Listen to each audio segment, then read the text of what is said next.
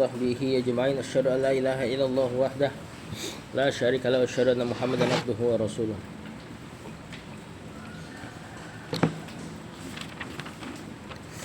Kita masuk di adab makan.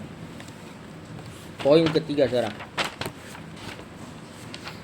Setelah kemarin adab pertama tasmiyah atau bismillah di awalnya. Yang kedua, jika lupa maka bismillah awwaluhu wa akhiruhu atau bismillah fi awwalihi wa akhirihi. Dan kemarin jelaskan bahwasanya lupa mengucapkan bismillah, apa konsekuensinya? Berangkat berkahnya. Terus makan bersama syaitan. Makan bersama syaitan. Begitupun masuk rumah ya, masuk rumah. Dalam hadis yang sama, ketika lupa bilang bismillah maka tidur bareng syaitan. Syaitan mendapatkan tempat tidur.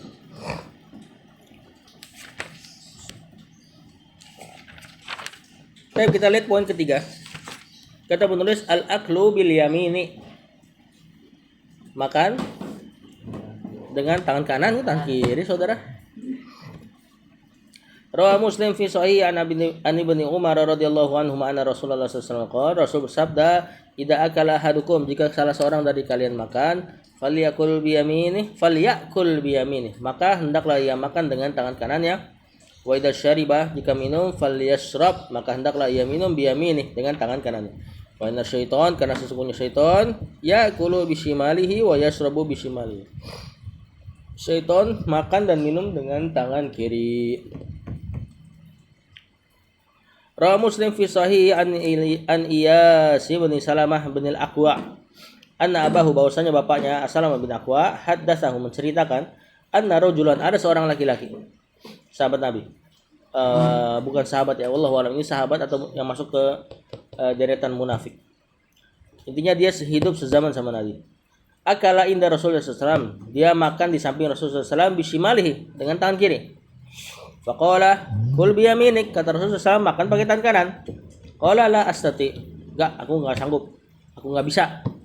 Dan ucapan ini kata para ulama, ucapan dalam rangka kiber, sombong, tidak mau dengar Rasulullah SAW. Bukannya beneran enggak bisa. Misalnya ada orang benar-benar enggak bisa makan tangan kiri, entah tangan kanannya enggak ada atau tangan kanannya luka, maka enggak apa-apa. Ya, sekiranya dia nggak bisa, benar-benar nggak bisa, seleo kah apakah, setiap kali ngangkat tangan sakit, maka saat itu nggak apa-apa tangan kiri. Nah, ini ucapan ini benar, la astati, aku nggak sanggup, kata dia, aku nggak bisa makan tangan kanan. Qala, kata Rasulullah SAW, lastata'ta, kalau gitu engkau nggak akan sanggup. Nah, ini ucapan beliau Sallam, karena mengetahui ucapan ini orang nggak mau makan tangan kanan karena emang nggak mau dengar Rasulullah SAW. Makanya beberapa ulama mengatakan bahwasanya orang ini adalah munafik, bukan sahabat Nabi, tapi dia di antara barisan orang-orang munafik. Kita tahu di Madinah ada 2 kelompok orang-orang, atau 3 bahkan, yang memusuhi Rasulullah SAW. Orang Yahudi, orang musyrik dari Madinah, dan orang masuk Islam tapi pura-pura masuk Islam. Nah, ini yang munafik. Dia masuk Islam dalam rangka supaya dapat keamanan, dapat ghanimah. Ya. Nah, ini salah satu dari mereka, kata para ulama. Ma mana'ahu illal kibr, kata Rasulullah SAW. Tidak ada yang menahan, bukan, kata Salamah bin Aqwa ini benar. Iyas bin Salamah bin Aqwa. Berarti ini perkataan Salamah bin Aqwa, sahabat Nabi SAW. Larinya kencang beliau. Ketika perang beliau menggunakan kehebatan larinya. Mudak musuh pasti dapat. Salamah bin Al-Aqwa namanya. Ma mana'ahu, tidak ada yang menahan dia, si orang ini, makan tangan kanan, illal kibru, kecuali kesombongan. Nah, ini bahkan perkataan para sahabat yang mengatakan kesombonganlah yang bikin dia mengatakan la astati. Fama rafa'aha ila fihi, maka benar-benar tiba-tiba dia nggak bisa makan, dia nggak bisa mengangkatnya, hanya di sini kembali ke tangan kirinya.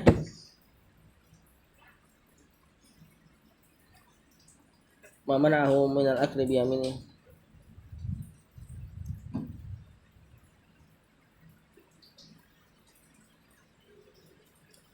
Bahkan dia nggak bisa lagi mengangkat tangan kirinya juga untuk memakan makanannya. Jadi benar-benar nggak bisa. Didoakan oleh Rasulullah SAW, kalau gitu kau nggak akan sanggup. Dan benar-benar nggak sanggup mengangkat tangannya ke mulut.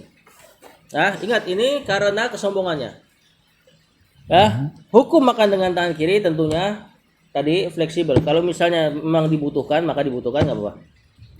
Kalau nggak dibutuhkan, maka hukumnya hanya sampai ke batas makruh kata para ulama.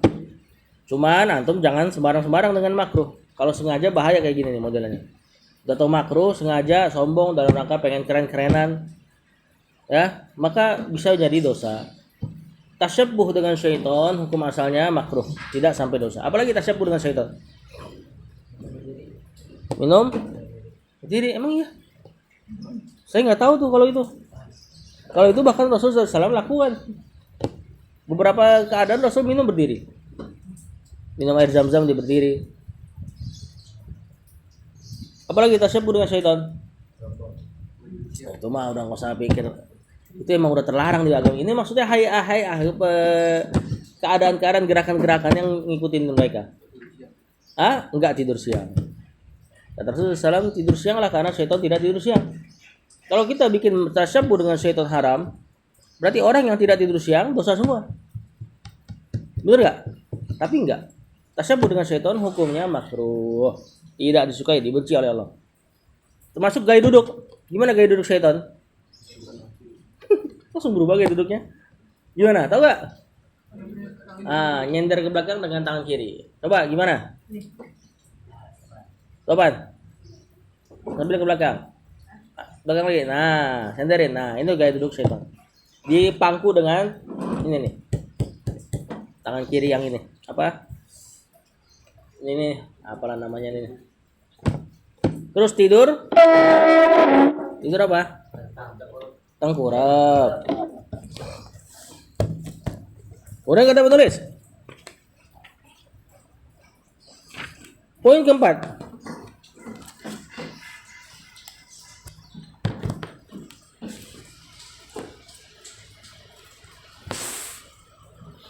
Al-akulu minal janibil ladzi yalihi. Makan makanan yang paling dekat.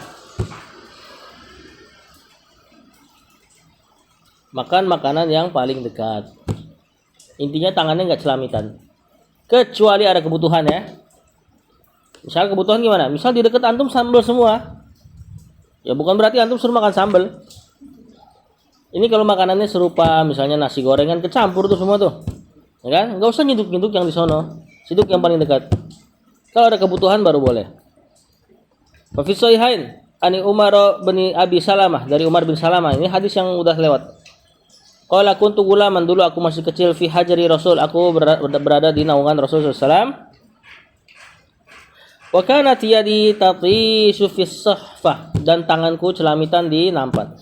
Faqala li Rasulullah SAW, Rasul berkata kepadaku, ya gulam, nak, samillah, makanlah dengan tangan kanan, wa kul biyaminik, makan dengan tangan samillah, ucapkan bismillah, wa kul biyaminik, makan dengan tangan kanan, wa kul mimma yalik, dan makanlah dari yang dekat saja. Berarti dia ngambil ke depan. Ya, mungkin ada sop dan sebagainya, kemudian dia suka sama sumsum misalnya, diambil tulangnya misalnya. Ya. Wa kul mimma yalik, dan makanlah dari yang dekat saja. Famazalat tilka qimati ba'du, kata Umar bin Abi Salamah, maka senantiasa begitulah cara makanku sampai beliau sudah tua tentunya. Ya, Umar bin Abi Salamah dinasihati dari kecil, diamalkan senantiasa sampai dia meriwayatkan hadis ini. Wallahu alam, dia meriwayatkan hadis ini usia berapa? Yang pasti dia kan ajarkan kepada tabi'in. Tabi'in Rasulullah SAW sudah wafat pasti. Bahkan beberapa sahabat sudah wafat. Ya, yaitu dengan cara bismillah, tangan kanan makan paling dekat. Yang kelima.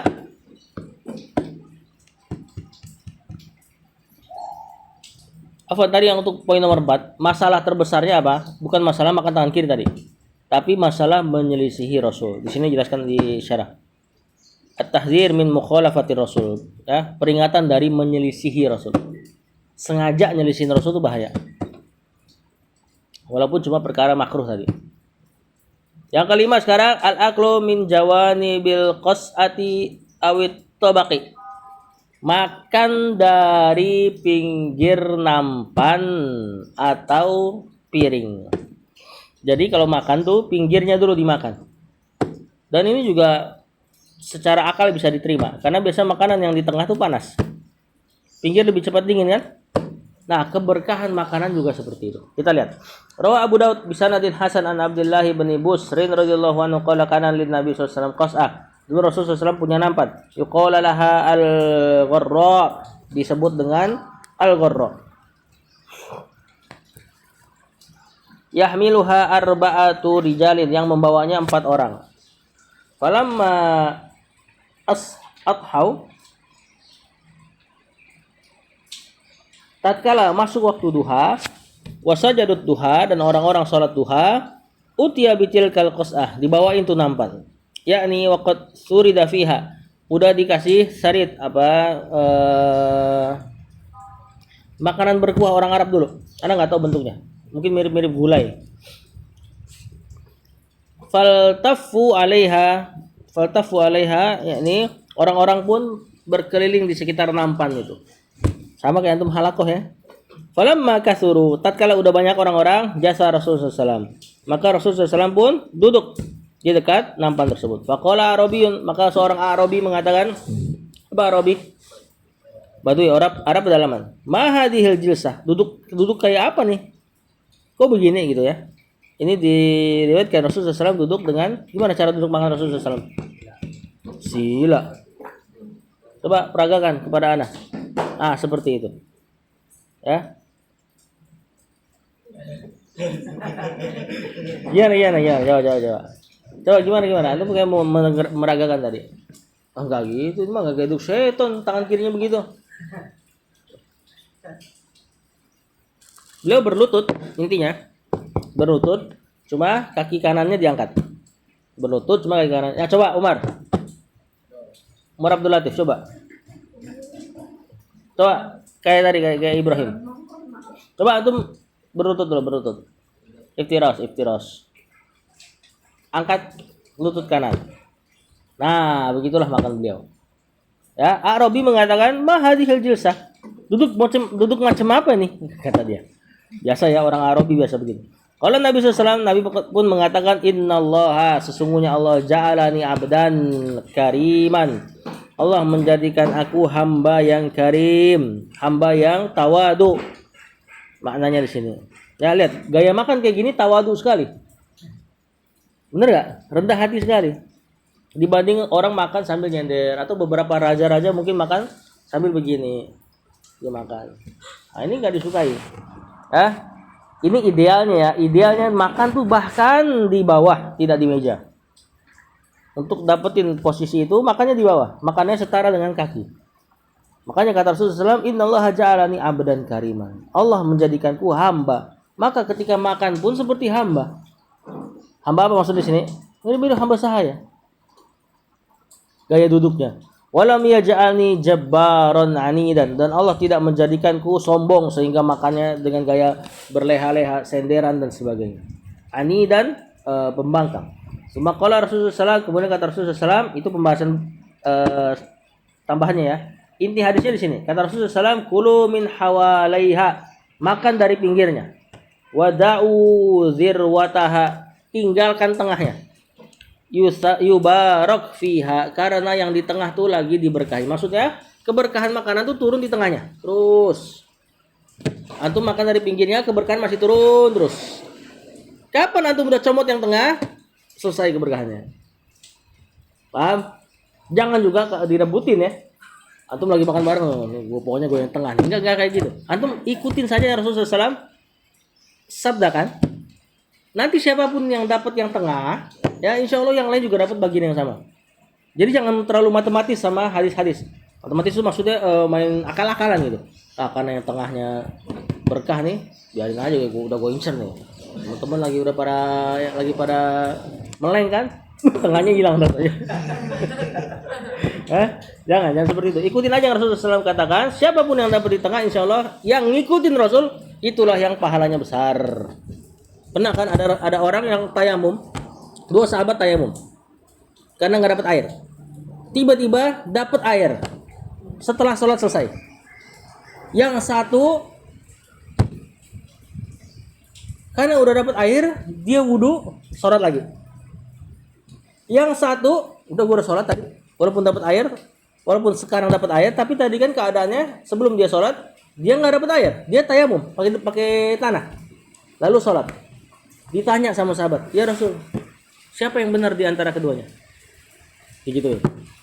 Yang sholat kata Rasulullah SAW, beliau sholat 2 kali. Alhamdulillah, pahalanya double. Lihat yang orang pertama. Ketika ditanya gimana dengan orang yang ini, yang dia enggak sholat lagi, tapi udah tayamum dan mencukupkan diri dengan tayamum. Kata Rasulullah SAW, faqad asabas sunnah. Dia telah tepat sesuai dengan sunnah.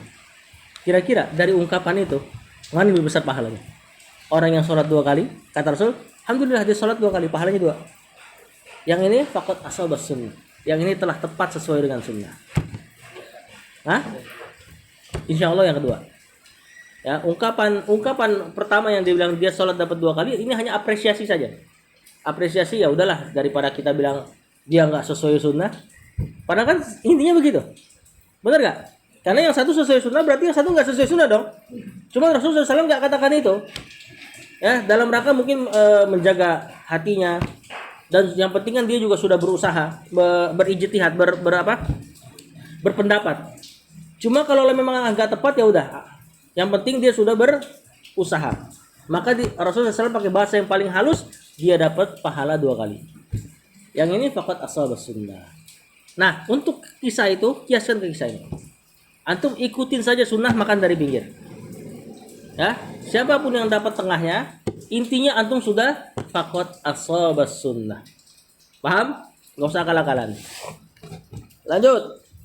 Rawal Imam Ahmad bi sanadin sahihin. Ani Ibnu Abbas radhiyallahu anhu an Nabi sallallahu alaihi wasallam qol, annahu qol, kulu fil qas'ati, makanlah pada nampan, min jawanibiha, dari pinggirnya, wala ta'kulu min wastiha, jangan makan tengahnya, fa innal barakata, karena keberkahan itu, tanzilu, senantiasa turun, fi wastiha, pada tengah makanan.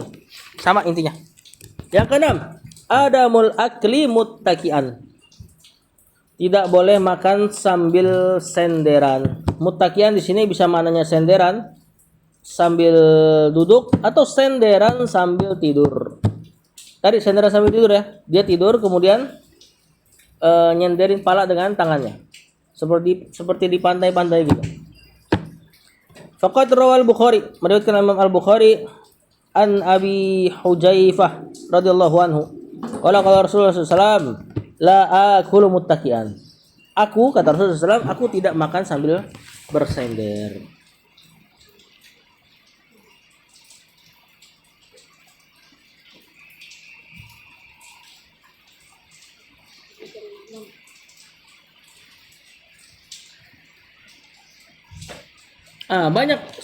Banyak tafsiran dari senderan.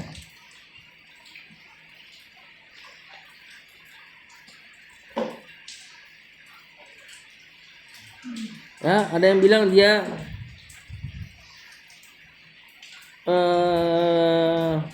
senderan dengan tangan kiri.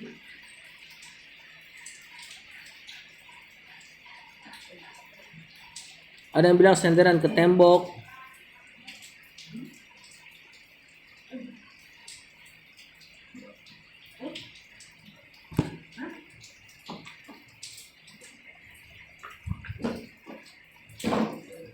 Dan ini juga disetujui oleh ilmu kedokteran, kata Ibnu Qayyim, bahwasanya makan senderan mendatangkan penyakit.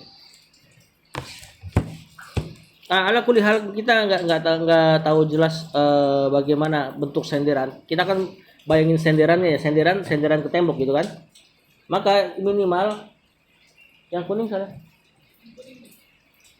Minimal yang antum tahu, duduklah sesuai setepat mungkin dengan cara duduk Rasulullah SAW, maka itu aman dari senderan.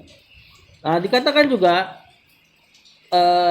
kalau nggak salah dari Ibnu Hajar Al-Asqalani mengatakan, termasuk senderan habis makan terus senderan, bukan pas makannya.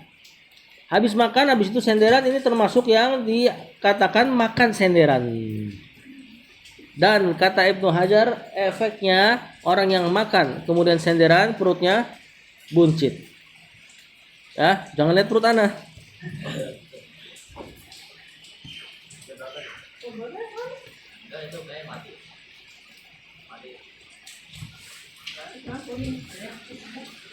Yang ketujuh. Wah, tadi nggak dengar lagi tadi. Jangan makan senderan intinya. Nomor 8. An la ya'ibata aman.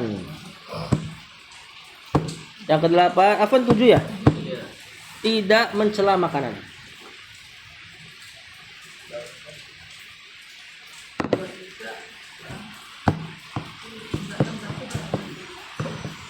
Yang ke-7 tidak mencela makanan fa fi sahihain. Di sini ada syarah bagus nih. Termasuk kenapa kita jangan senderan ketika makan? Karena di situ tidak ada ta'zim terhadap nikmatnya Allah. Makanan termasuk nikmatnya Allah. Kalau antum makan senderan, kayaknya kesana itu makanan gak ada harganya. Paham nggak? Ya, dimakannya biasa aja. Kayaknya seolah-olah antum berhak untuk makanannya. Padahal nggak ada manusia itu berhak dikasih makan kecuali memang karena kebaikan Allah saja. Kasih makan antum. Nah, yang ke-7, an la ya'iba ta'aman, tidak mencela makanan.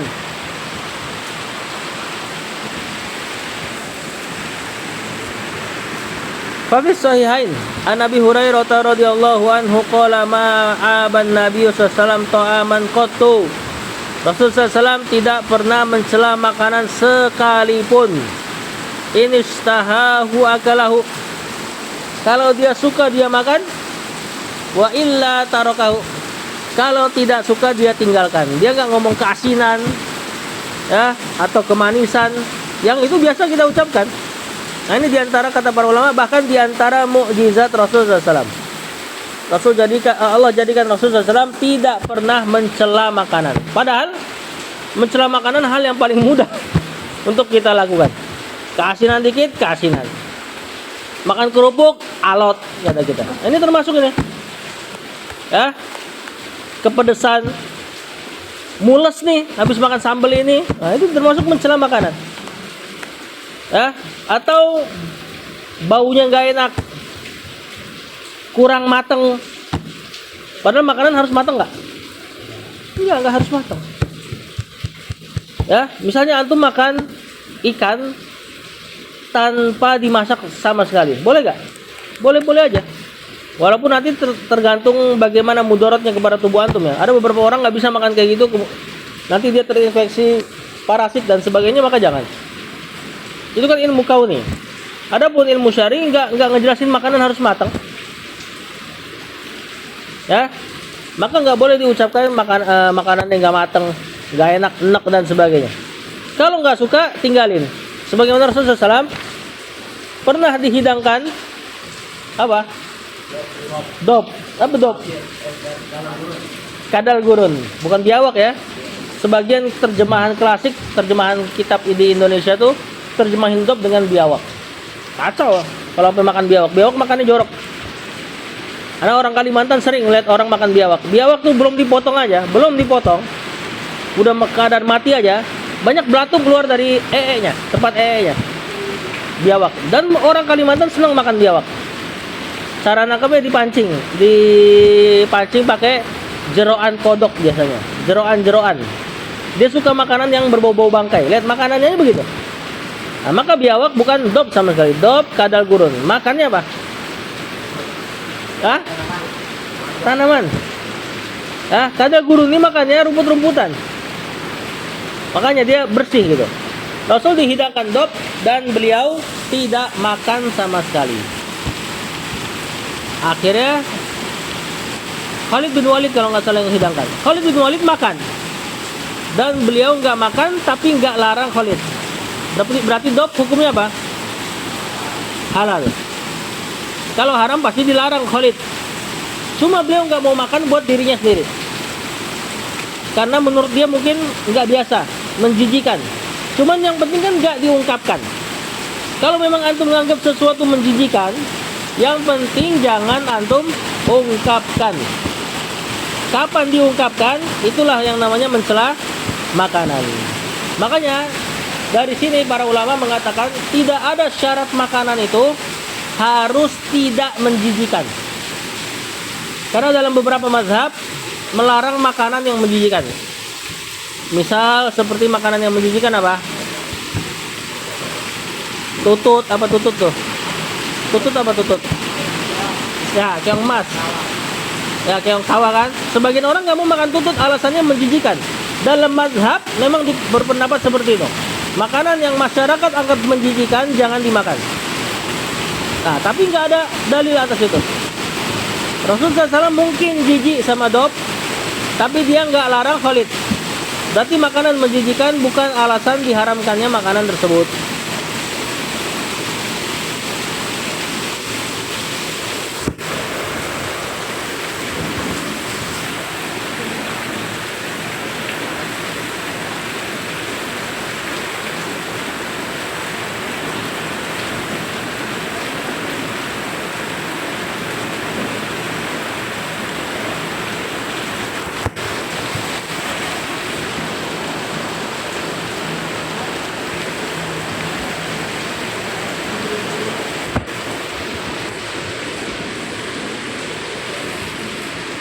Yang ke-8, ada musyaba', tidak boleh kenyang. Tidak boleh kenyang.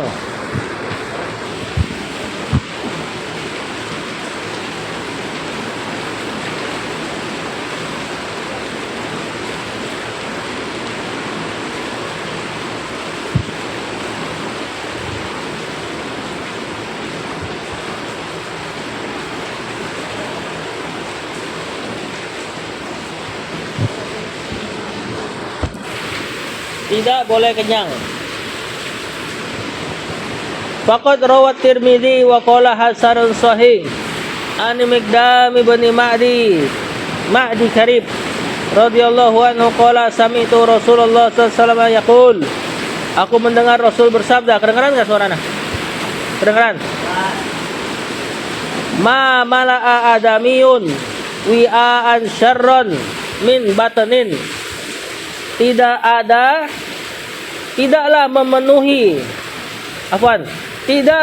manusia memenuhi sebuah wadah yang lebih buruk daripada perut.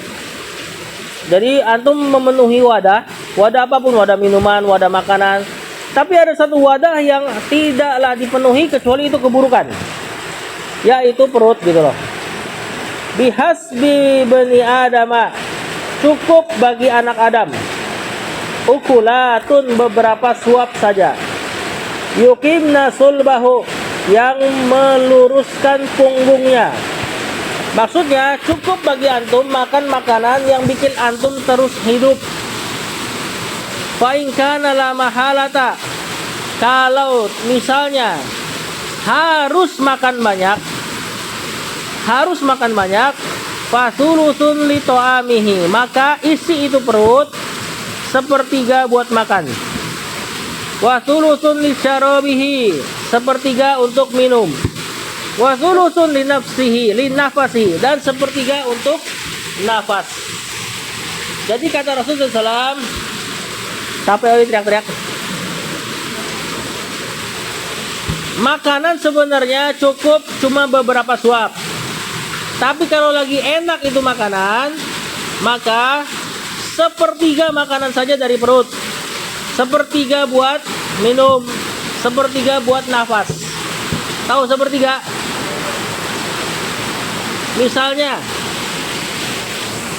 Misalnya perut antum segini, mana sepertiganya? Segini? Hah? Kurangin dikit.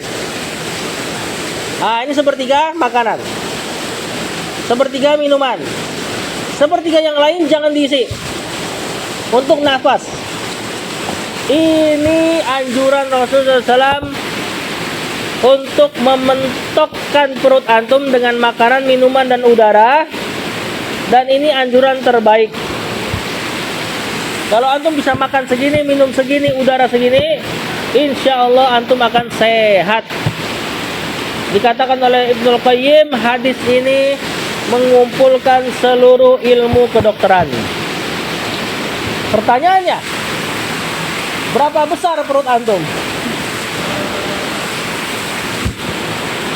Tinggal antum perkirakan. Ini perut di sini maksudnya lambung ya, lambung. Bukan perut saya atau perut Umar. Maksudnya lambung itu sepertiga makanan, sepertiga minuman, sepertiga udara. Boleh nggak lebih dari itu? Boleh. Cuman tidak ideal. Nggak bagus. Ada efek jangka panjang. Ini pilihan terbaik. Paham? Beberapa kasus sahabat makan sampai kenyang. Apa yang nggak bisa napas diriwayatkan? Saking kenyangnya. Kapan?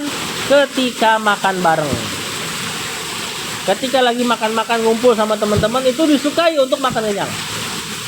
Ketika antum tahu ada keberkahan pada makanan, disukai makan kenyang.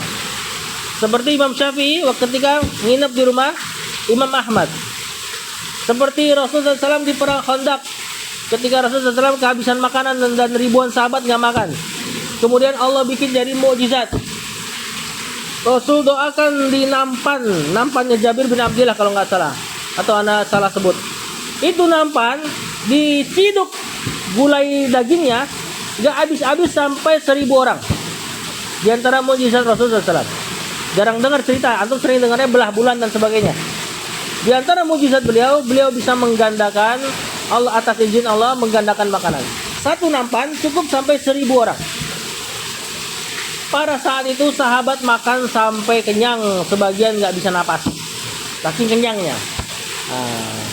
Ya, jadi ada keadaan seseorang boleh makan sampai kenyang banget. Di antaranya itu makan bareng, ada keberkahan di makanan. Antum main ke rumah orang soleh yang antum sangat duga makanannya halal banget. Dia kerjanya benar dan sebagainya, maka boleh sesekali makan dengan kenyang. Makanan pesta, antum kan lagi bersenang-senang di situ, makanan pesta, makanan apa, walimah, ya, yang kalau antum makan kenyang dia seneng orangnya, itu nggak apa-apa. Cuman idealnya begini, idealnya makan cuma sedikit. Ini mentoknya, mentok untuk idealnya, paham nggak?